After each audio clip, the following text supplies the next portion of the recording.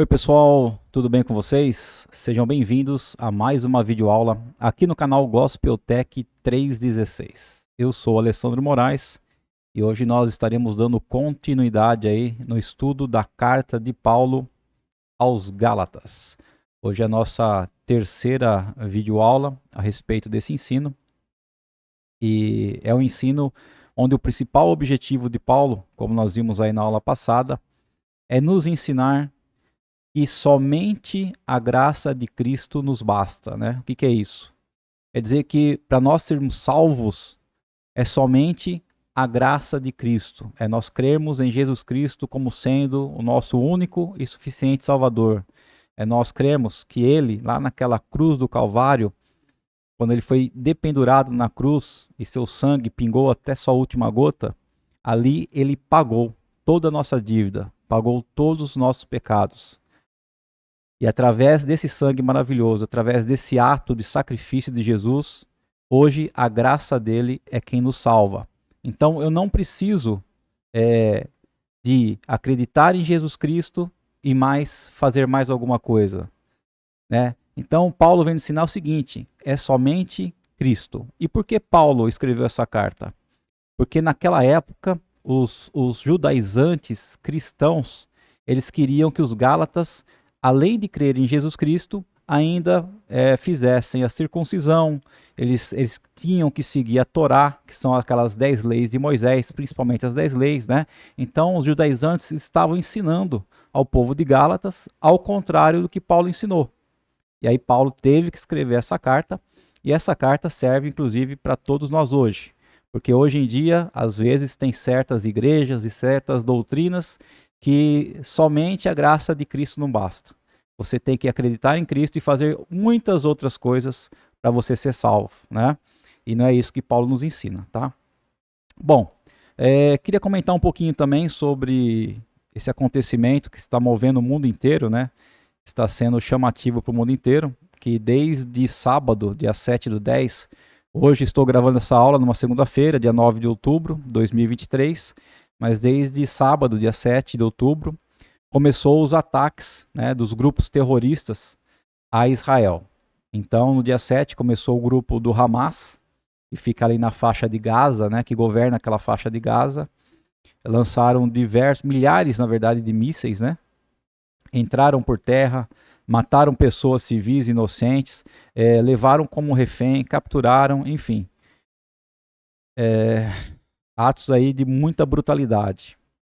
E o primeiro-ministro de Israel, né, Benjamin Netanyahu, declarou guerra. Né, falou que dessa vez não é simplesmente um conflito como das outras vezes, mas da forma que esse grupo terrorista agiu contra Israel, ele declarou guerra, né? E disse que vai exterminar realmente esse grupo do Hamas naquela faixa de Gaza. Inclusive ele falou para os palestinos que moram ali naquela faixa de Gaza para deixarem a faixa de Gaza o quanto antes, porque senão vão morrer junto com o pessoal do Hamas.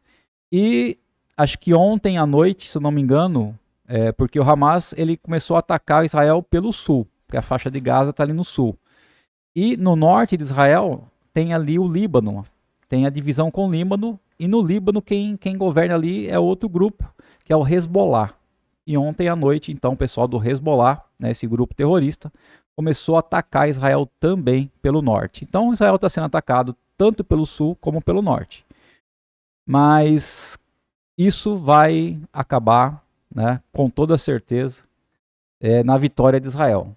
Porque a gente sabe o Deus que nós servimos, e Israel é o povo escolhido, é a nação escolhida, e Deus não vai deixar Israel nesse momento, né? Apesar do mundo inteiro, às vezes, ter um olho odiando os judeus e querendo que realmente esses grupos exterminem os judeus, eles são o povo de Deus, né? A menina dos olhos de Deus. E jamais Deus vai permitir isso aí. Mas é um momento crítico, porque vai gerar uma guerra muito grande. Nós não sabemos por quanto tempo que essa guerra vai permanecer. Inclusive vai envolver outras nações, né? Os Estados Unidos mesmo já mandou porta-aviões que estão indo em sentido a Israel. Benjamin Netanyahu de Israel já comunicou, entrou em contato com a França, com a Inglaterra, E pelo outro lado, nós sabemos que o Irã apoia esses grupos terroristas, né? O Hamas e o Hezbollah. E junto com o Irã tem a Rússia e tem a China. Então nós não sabemos exatamente qual vai ser o desfecho disso tudo. Mas a gente pode esperar que vai vir dias de muito derramamento de sangue pela frente. O que nós temos que fazer é orar, né? Orar por esses povos, orar pelas vidas que serão perdidas, pelas famílias que vão perder seus entes. Mas no final de tudo, com toda certeza, Deus está no controle. Tá bom, queridos? Então é isso. Eu queria passar essa informação para vocês, aqueles que ainda não viram, que não sabem o que está acontecendo em Israel. E vamos dar o início da nossa aula de hoje, né? Queremos orar aqui para poder dar início à aula de hoje.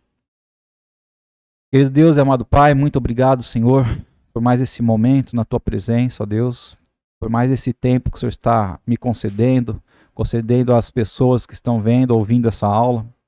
Nós possamos realmente aprender um pouco mais da Tua palavra, podemos ter um pouco mais de intimidade, de conhecimento, Senhor, da Tua vontade, e que tudo aquilo que nós aprendermos, nós possamos praticar no nosso dia a dia, Pai.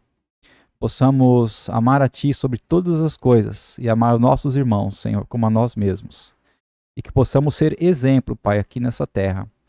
Sabemos que estamos vivendo dias difíceis e eles irão ficar mais intensos, mas que o Senhor possa continuar nos protegendo e nos guardando. O Senhor possa continuar nos dando saúde, nos dando fé e esperança, Pai. Que nós te pedimos e agradecemos em nome de Jesus Cristo. Amém, Senhor. Então, nossa lição de hoje é a aula 3, né? Vamos falar aí sobre o testemunho de uma vida transformada, né? Então, qual foi a vida transformada? A vida de Paulo, né? E vamos ver um pouco do testemunho da vida dele aí. Hoje nós vamos estar finalizando os versículos do capítulo 1 da carta aos Gálatas. Então nós vamos estar aí lendo desde o versículo 11 até o versículo 24, ok? Como eu gosto sempre, né, eu vou colocar a Bíblia aqui na tela. Vamos ler esses versículos rapidinho, do 11 ao 24. Depois a gente vai explicando cada um deles.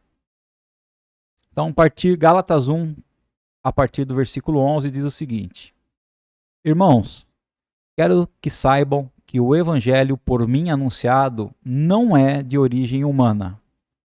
Não recebi de pessoa alguma, e nem me foi ele ensinado. Ao contrário, eu o recebi de Jesus Cristo por revelação. Vocês ouviram qual foi o meu procedimento no judaísmo, como perseguia com violência a igreja de Deus, procurando destruí-la. No judaísmo, eu superava a maioria dos judeus da minha idade e era extremamente zeloso das tradições dos meus antepassados. Mas Deus me separou desde o ventre materno e me chamou por sua graça, quando lhe agradou revelar o seu Filho em mim, para que eu o anunciasse entre os gentios. Não consultei pessoa alguma. Tampouco subi a Jerusalém para ver os que já eram apóstolos antes de mim, mas de imediato parti para a Arábia e voltei outra vez a Damasco. E depois de 3 anos, subi a Jerusalém para conhecer Pedro pessoalmente, e estive com ele 15 dias. Não vi nenhum dos outros apóstolos a não ser Tiago, irmão do Senhor Jesus. Quanto ao que escrevo a vocês, afirmo diante de Deus que não minto. A seguir, fui para as regiões da Síria e da Cilícia. Eu não era pessoalmente conhecido pelas igrejas da Judéia, que estão em Cristo. Apenas ouviam dizer: aquele que antes nos perseguia, agora está anunciando a fé que outrora procurava destruir. E glorificavam a Deus por minha causa. Então, queridos, esses são os versículos que nós vamos estudar. Na aula de hoje, nós vamos subdividir eles aí em quatro pontos, né? Então, o primeiro que a gente vai ver é a origem do evangelho. O segundo ponto vai ser o erro de Paulo no passado, né? A perseguição de Paulo à igreja. O terceiro vai ser falar sobre a eleição, né? Um assunto muito delicado. E depois sobre a independência de Paulo dos outros apóstolos, né? Como ele dependia somente de Cristo e do Espírito Santo, ok? Então esses são os 4 pontos que nós vamos estudar hoje. Vamos lá. Então, como já havíamos dito, esta é uma carta muito pessoal de Paulo e cheia de emoções.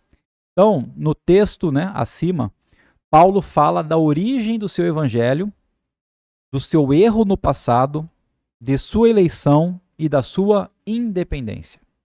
Então, nós vamos agora estudar cada um desses pontos e ver o que Deus tem para nos ensinar com base neles. Então, o primeiro ponto, né, é a origem do evangelho. Da onde veio o evangelho a Paulo? Como Paulo ficou conhecendo esse evangelho de Cristo? Será que alguém dos apóstolos ensinou ele? Vamos ver o que ele diz. Então, Gálatas, capítulo 1, versículos 11 e 12. Irmãos, quero que saibam que o evangelho por mim anunciado não é de origem humana.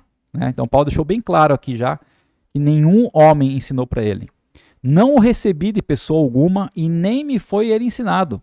Ao contrário, eu o recebi de Jesus Cristo por revelação. Então foi o próprio Jesus que por revelação, não sabemos detalhadamente como, mas que ensinou e explicou e revelou todo o evangelho a Paulo. Então nesses 2 versículos aí que nós lemos, Paulo deixa bem claro, né, que o evangelho que ele pregava não procedia dos homens, mas de Jesus Cristo. E essa revelação, né, ela encontra-se relacionada com o encontro dele com Jesus no caminho de Damasco. Então, Paulo, que na verdade ainda se chamava Saulo, estava indo até Damasco perseguir a igreja. E no meio desse caminho a Damasco, Jesus apareceu a ele, né? E todo esse relato está no livro de Atos. Se você quiser depois, você anota aí, dá um pause no vídeo. Anota aí, ó, Atos 1, de 1 a 9, Atos 15, Atos capítulo 22, de 5 a 15 e o 26, de 12 a 18, tá? Então, naquele momento, né, dramático e de profunda experiência, Paulo reconheceu Jesus como sendo o Filho de Deus e Salvador do mundo. E, além disso, ele aprendeu também, a partir dessa experiência, que o Evangelho, né, que é as boas novas de Cristo, é o quê? Aceitar a graça de Deus e não guardar a lei como os judeus guardavam, ok? E é claro que antes da sua conversão, Paulo tinha conhecimento total, né, das verdades da mensagem cristã, das principais verdades, principalmente. Ele já tinha ouvido da vida, dos feitos, dos ensinos, da morte e ressurreição de Jesus. Então ele já tinha conhecido, através de relatos de outras pessoas, o que Jesus já tinha feito, ok? Mas, mesmo assim, Paulo não acreditava. Paulo não era um cristão, não era um seguidor de Cristo. Ele não creu no que ouviu. Ele rejeitou o que ouviu e ainda considerou tudo isso como sendo blasfêmia, né? Ele não acreditava. Então, ele só mudou a partir do encontro pessoal com Cristo. Então, assim também é com nossas vidas, né? Na maioria das vezes, a gente pode ouvir de uma pessoa, de um amigo, de um parente, seja quem for, a palavra e vai, prega, ensina isso, aquilo, mas a gente acaba ainda não acreditando. A gente só vai realmente mudar e acreditar quando nós tivermos um encontro pessoal com Cristo, que foi o que Paulo teve. É lógico que nós vamos ter esse mesmo encontro que Paulo teve, que Cristo apareceu, e Paulo ficou cego e caiu do cavalo, e isso e aquilo. Mas, de alguma forma, Cristo vai se encontrar conosco e a gente vai abrir nossos olhos espirituais e vai começar a enxergar a verdade. Então, esse ponto, né, ele nos ensina que essa experiência pessoal com Jesus, ela é fundamental para nossas vidas. Essa importância não tem como ser um exagero. Ela é algo realmente que nós precisamos para crer na palavra de Deus e em Jesus. Não por causa, né, do testemunho de alguma pessoa que chegou em nós e contou, mas por aquilo que nós temos visto, ouvido e experimentado, né? Principalmente experimentado.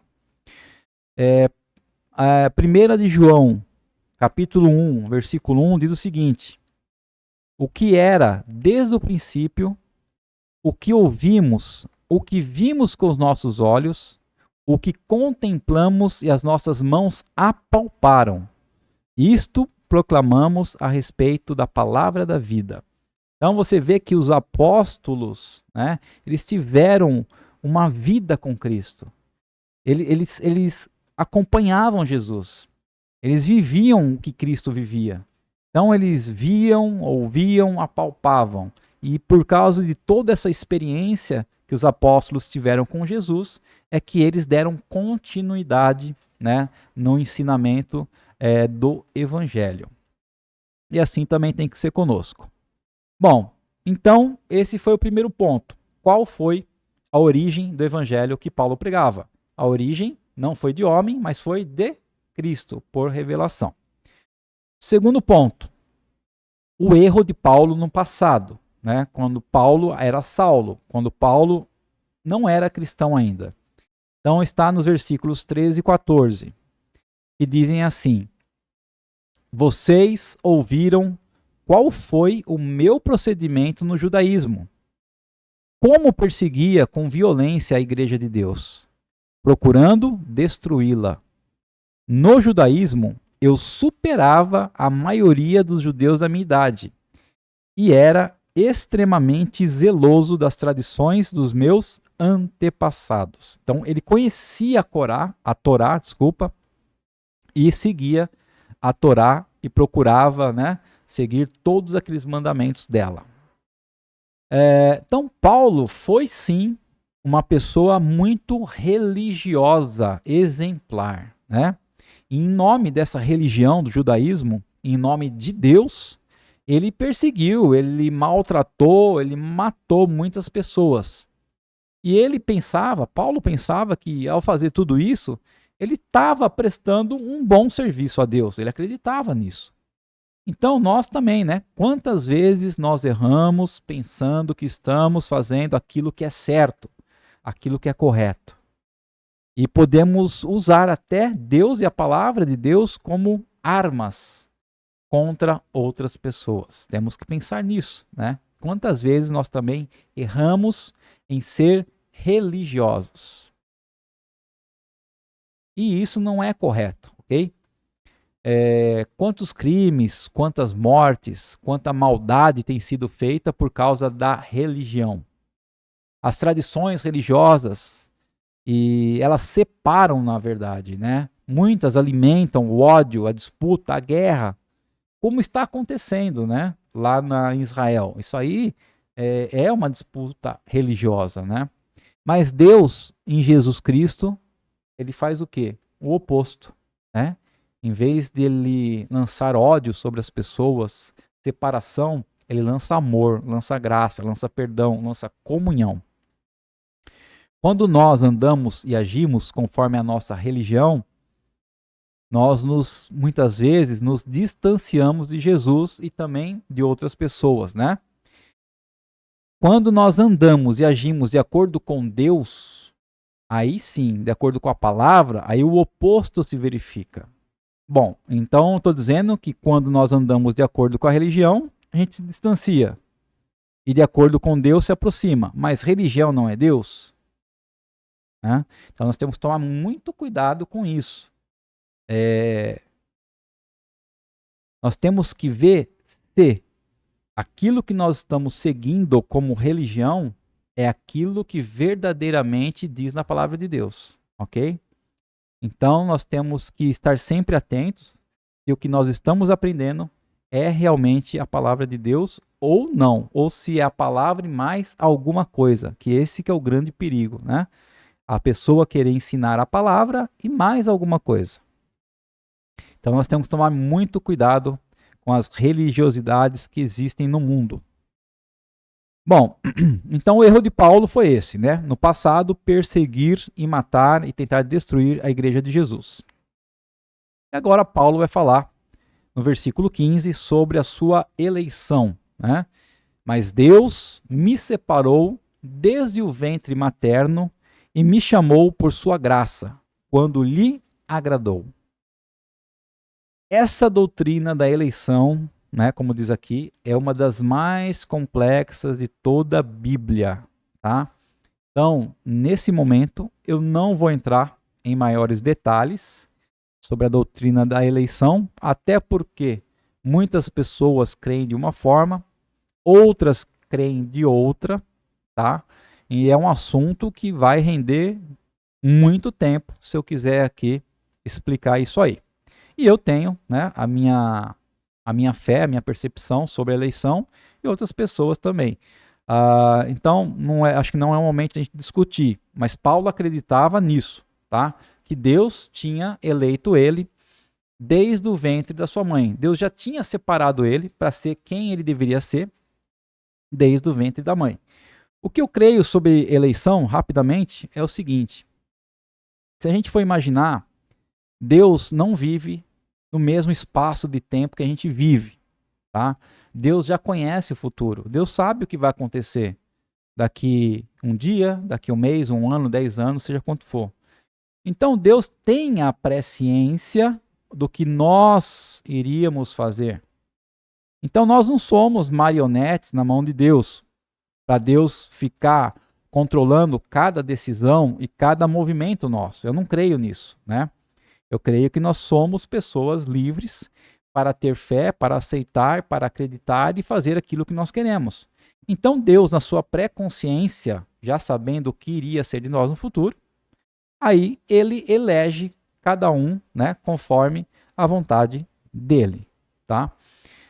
Não que Deus tenha criado algumas pessoas para a salvação, né, e outras pessoas para a destruição, nada disso. Mas, pela presciência de Deus sobre nossas vidas, ele já elege aqueles que vão ser salvos, ok? Bom, então é isso, pessoal. Vamos partir para o quarto ponto, onde Paulo, né, escreve em mais versículos sobre a sua independência, né, dos outros apóstolos. Então, a partir do versículo 16 até o final do Gálatas 1, que é o 24. Está escrito assim: revelar o seu Filho em mim, para que eu o anunciasse entre os gentios. Não consultei pessoa alguma, ou seja, a independência de Paulo das outras pessoas. E tampouco subi a Jerusalém para ver os que já eram apóstolos antes de mim, mas de imediato parti para a Arábia e voltei outra vez a Damasco. Ninguém sabe o que ele foi fazer nessas cidades. Depois de 3 anos, subi a Jerusalém para conhecer Pedro pessoalmente e estive com ele 15 dias. Não vi nenhum dos outros apóstolos, a não ser Tiago, irmão do Senhor. Quanto ao que escrevo a vocês, afirmo diante de Deus que não minto.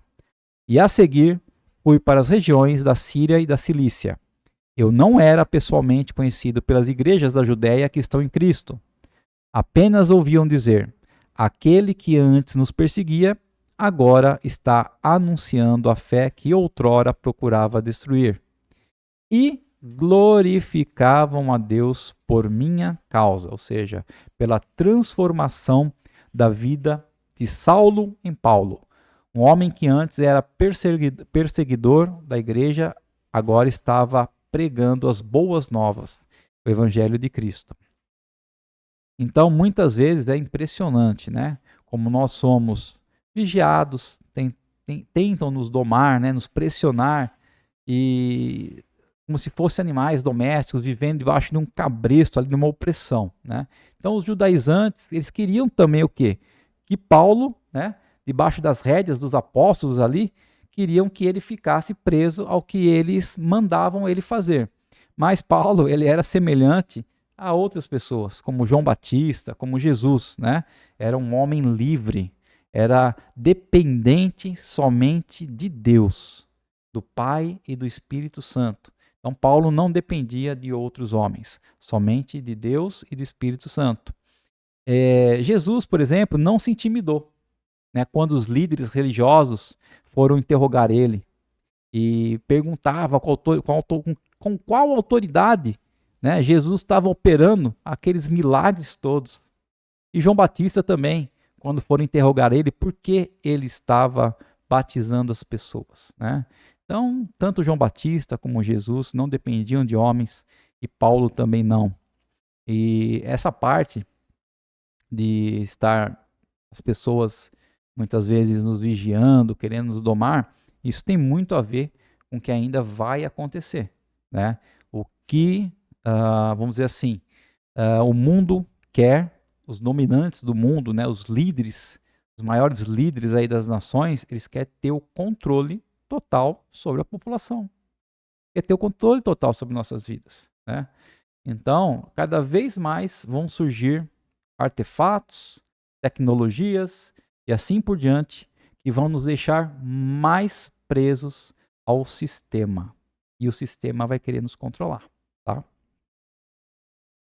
Bom, voltando aqui ao assunto de Paulo, né? Ele foi atacado várias vezes pelos judaizantes cristãos que acusavam ele, né, dele não ter autoridade por ser apóstolo, porque ele não tinha vivido com Cristo, junto com Cristo. Então eles falavam que ele não era apóstolo e aquele ensino e a pregação que ele pregava não vinha de Cristo. Mas Paulo deixa bem claro, né, que o seu ensino e o seu ministério apostólico sim vinha de Deus. E ele não consultou homem algum com o propósito de aprender o significado do evangelho. Ele não foi até Jerusalém para consultar os apóstolos ou pedir a permissão deles para pregar e ensinar.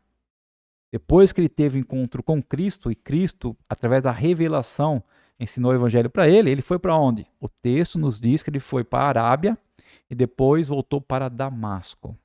Então nós não sabemos, né, o que realmente Paulo foi fazer nessas duas cidades, porque ele não descreve, não informa, mas alguns acreditam que ele foi pregar na Arábia, outros dizem que ele separou um tempo, né, para poder meditar e orar, para poder refletir sobre tudo aquilo de informação que ele tinha recebido de Jesus, né? Aquela mudança drástica de vida de Paulo.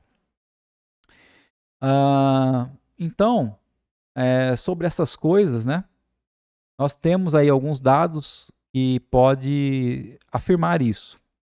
Mas o que está bem descrito, bem claro, né, nesse texto aí que Paulo escreveu aos Gálatas, é realmente ele relatando a sua independência. A independência que ele tinha dos homens, porém a total dependência de Deus, né? Então, mesmo assim, essa independência não significava que ele não quisesse comunhão, que ele não quisesse cooperar com os outros cristãos judaizantes, né? Paulo, quando esteve em Jerusalém, ele até se encontrou com Pedro, com Tiago, ele mencionou o encontro com os dois. Mas ele fez isso para indicar que não se reuniu com o colégio apostólico, uma forma de obter o quê? Uma aprovação deles para poder pregar a palavra, né? Não foi por causa disso que ele esteve lá em Jerusalém. E ao nós refletirmos sobre a vida de Paulo, de João Batista e do próprio Jesus, nós podemos ver, né, como a independência desses três homens em relação aos líderes religiosos dos seus dias foi algo bem forte, né? Também não estou querendo incitar aqui que nós devemos ser independentes, né, de todas as pessoas. Nós temos que depender totalmente também de Deus e do Espírito Santo, como Paulo, como Jesus, como João Batista. Mas nós temos que ter a comunhão e cooperação com outros homens. Isso com toda certeza. Então, eles criam, né, nessa unidade, no meio da diversidade. Ou seja, mesmo que as pessoas às vezes pensam diferente da gente, tem que haver uma unidade, algo em comum. tinham a coragem de ser quem foram chamados para ser, né? Eles sabiam qual era o chamado deles e tiveram coragem para exercer esse chamado. Eles pregavam, ensinavam aquilo que acreditavam e não simplesmente aquilo que os outros superiores diziam que eles deveriam crer, pregar e ensinar.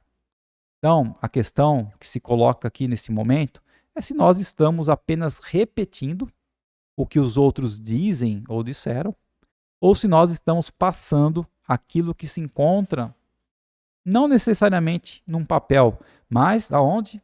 Em nossas vidas, no nosso coração, aonde o Espírito Santo de Deus habita, né? Porque o Espírito Santo de Deus, ele é o maior intérprete da palavra de Deus. Ele é o autor da palavra de Deus, o Espírito Santo. Foi através da inspiração do Espírito Santo que homens escreveram a Bíblia, né? Cada livro que hoje se junta se chama Bíblia, foi inspirado pelo Espírito Santo de Deus. Então, será que nós estamos simplesmente, no nosso dia a dia, repetindo aquilo que nós temos ouvido de homens? Ou será que nós estamos tendo experiência realmente com comunhão, com intimidade com Deus, aprendendo algo do próprio Espírito Santo para poder passar isso para outras pessoas? E chegando ao final, né, a conclusão da nossa lição de hoje, é o final do capítulo 1, né, da epístola de Paulo aos Gálatas. E a nota final, né, o versículo final é que Deus era glorificado por causa da vida de Paulo, por causa da transformação, né, da vida de Paulo. Então, como seria muito bom ver o nome de Deus glorificado por causa de cada um de nós, por minha vida e por sua vida, né? Mas é verdade que enquanto uns glorificam a Deus, né, por algumas coisas que nós fazemos ou que deixamos de fazer, há outras pessoas, né, que veem o que nós fazemos e elas têm uma atitude bem diferentes a essa de glorificar a Deus, né? Às vezes as pessoas se sentem não bem, né? Como eu poderia dizer, elas são contrárias a glorificar a Deus. Quando uma pessoa faz uma coisa boa a outra, quando ele é um exemplo da palavra de Deus, a maioria das pessoas eu creio que vai olhar para aquilo e vai glorificar a Deus por isso, mas outras pessoas não. Podem ficar com inveja, podem não acreditar em Deus e achar que o que está acontecendo está atacando ela, né? Como dizem hoje aí nas mídias, nos principais meios, isso é um ódio, né? Ódio religioso, é isso, aquilo. Então, quer dizer, hoje em dia nós estamos vivendo um tempo que a gente daqui a pouco não pode mais nem fazer o bem. Não podemos nem praticar aquilo que Deus nos revela para praticar através da sua palavra, porque é um discurso de ódio, né? Então, enquanto umas pessoas vão ver essas atitudes nossas e vão glorificar a Deus, outras vão ir contra, tá? Então, nós já estamos vivendo dias assim. Então, o que nos resta? Né? Vendo tudo isso, o que nos resta? É nossa consciência diante de Deus, né? Porque o nosso árbitro, o árbitro das nossas vidas, da nossa consciência, não é nenhum homem, né? Não é nenhuma instituição. Mas o árbitro das nossas vidas, da nossa consciência, é Deus, através do seu Santo Espírito que vive em nós. Ok? Então essa foi nossa lição de hoje, né? Onde nós vimos aí esses 4 pontos, ok?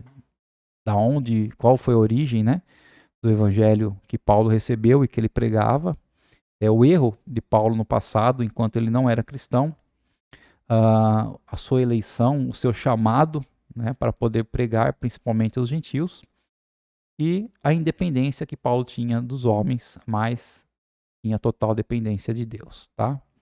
Espero que, assim como eu, você tenha aprendido um pouco mais da palavra de Deus e tenha reforçado realmente que a nossa salvação é somente Cristo. É somente a graça de Cristo e não preciso da graça de Cristo e alguma coisa a mais. tá? Essa alguma coisa a mais que nós fazemos, que são as nossas boas ações, que são as nossas atitudes, é simplesmente consequência da nossa vida cristã, daquilo que nós estamos aprendendo e daquilo que Deus está operando em nós, tá? Mas não é isso que vai nos salvar, né? Não são as boas obras que nos salvam, é a graça de Cristo. Ok, pessoal? Vamos estar orando então, para encerrar a aula, aproveitar esse momento, né? E peço para vocês orarem junto comigo por todo o povo de Israel, ok? Querido Deus e amado Pai, nós te agradecemos por esse momento, Senhor, onde nós estivemos na sua presença, diante, Pai, da sua palavra, Senhor. Obrigado por mais esse ensinamento que o Senhor colocou em nosso coração, que realmente nós não devemos ser dependentes de nenhum homem, mas nós devemos ser totalmente dependentes de Ti, do Teu Santo Espírito, da Tua palavra, Senhor, da Tua palavra que é revelada a nós.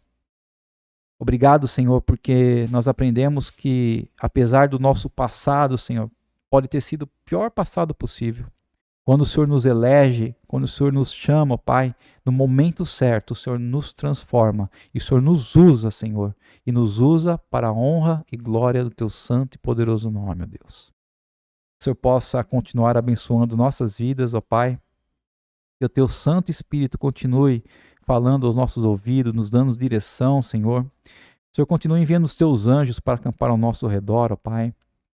Continua nos livrando de todo mal, Senhor, toda doença, enfermidade, roubo, assalto, furto, todo acidente, perigo escondido, Senhor. Que o Senhor, Pai, eu possa abençoar, Senhor, toda a nação de Israel. Abençoa, Senhor, aqueles soldados que estarão à frente das batalhas. Abençoa os governantes. Dê estratégia, Senhor, aos governantes, Pai. Abençoa as famílias que estão em suas casas, em seus lares, aqueles que já perderam seus entes queridos e aqueles, Senhor, que muitos foram já convocados para ir para a guerra, Deus. Tu esteja realmente, Pai, com a tua nação, Senhor, com a menina dos teus olhos. Nós oramos por todos eles, Senhor. É que nós te pedimos e agradecemos em nome de Jesus Cristo. Amém. E é isso aí, pessoal. Ficamos por aqui nessa aula de hoje. Espero que você tenha gostado. Que você compartilhe esse vídeo com outras pessoas que ainda não conhecem o canal. E até a semana que vem, se assim o Senhor nos permitir.